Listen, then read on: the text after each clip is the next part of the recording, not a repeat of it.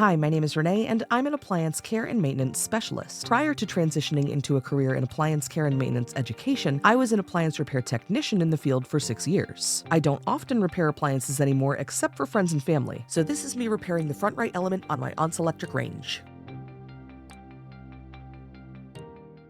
Disclaimer, I am a trained and qualified professional. Do not attempt this repair unless you are also a trained and qualified professional. This video is for educational purposes only and should not be used as instructions for how to perform this repair. Before doing anything else, I unplug the range because nobody in this video wants to get electrocuted. Which I say specifically because in a previous video where I repaired my aunt's washing machine, after unplugging it, I said because nobody wants to get electrocuted. And because my audience is very open-minded, a few people disagreed. So for clarity, nobody in this video wants to get electrocuted. But like, you do you. Just be sure to practice safe electrocution, if you know what I mean. Then I remove the screws that hold the cooktop in place and lift it up. And because the tech who trained me taught me this nifty little trick, I prop the cooktop up using 2 long wooden dowels so that it's way easier to work on. If you're wondering why I don't just remove the entire cooktop, let me direct your attention to this giant bundle of wires that connects each of the cooktop elements to their respective switches, effectively tethering the entire cooktop into place. Plus, the cooktop is glass, so it's a lot easier and less risky to do it this way. Once everything is propped open and properly stabilized, I take a look at the connections on the old front right cooktop element, which my aunt hadn't been able to use in over a year because it wouldn't turn on. Then I look for my needle nose pliers to remove the connections because they're small and easier to grab with pliers, which take me a minute to find.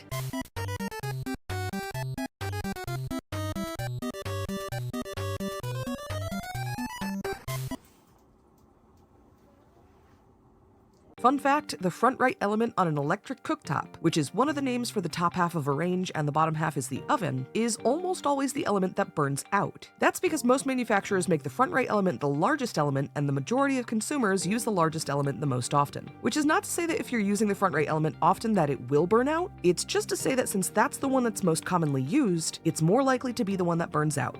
Because the wire connections are all the same size, I write down which color wires go to each connection on the old element, that way I don't get them mixed up on the new element. Normally I would just take a picture of the connections on my phone, but my phone was unavailable at the moment. You're welcome. Here's my terrible handwritten wiring diagram that I'm definitely the only one who can decipher, and then I start disconnecting the old element.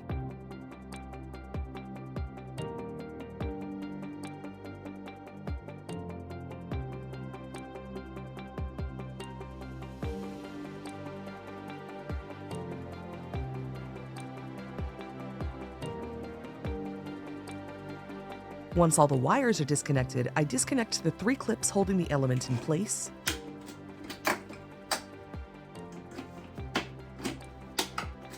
and then I can finally remove the old broken element. See? Easy peasy. No need to remove the entire cooktop. This style of cooktop element has a few thin metal bands that loop around themselves and back again, and act kind of like the filament in an incandescent light bulb. When electricity is flowing through those strips of metal, they heat up, glow red, and can radiate heat at very high temperatures. Which is why they're pressed into clay, which absorbs heat. It's also why the outer edge of the element is clay with a little bit of a wall. When the element is fully installed, it's pressed directly up against the glass, forming a protective heat barrier that surrounds the metal bands on all sides except for the top. That's why only the glass directly above the element gets hot, while the area an inch or 2 away from it can stay cool to the touch. In this shot, I have my flashlight pointed at the break in the metal that was preventing the element from heating. And then I pulled it out of the clay so you can see where it's broken a little bit better.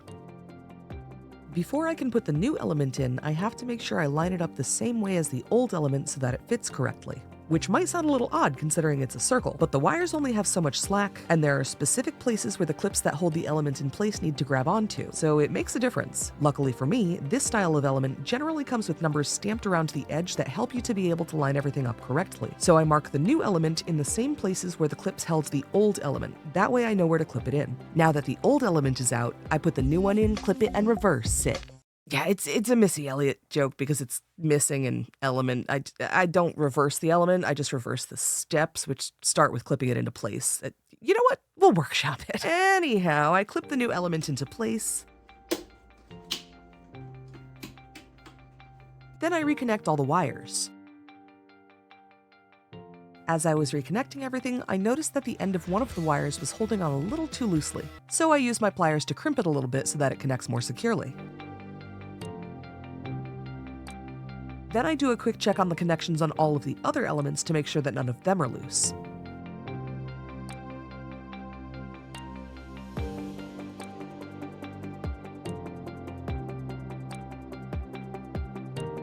Once everything on the inside checks out, it's time to button it all back up and test it.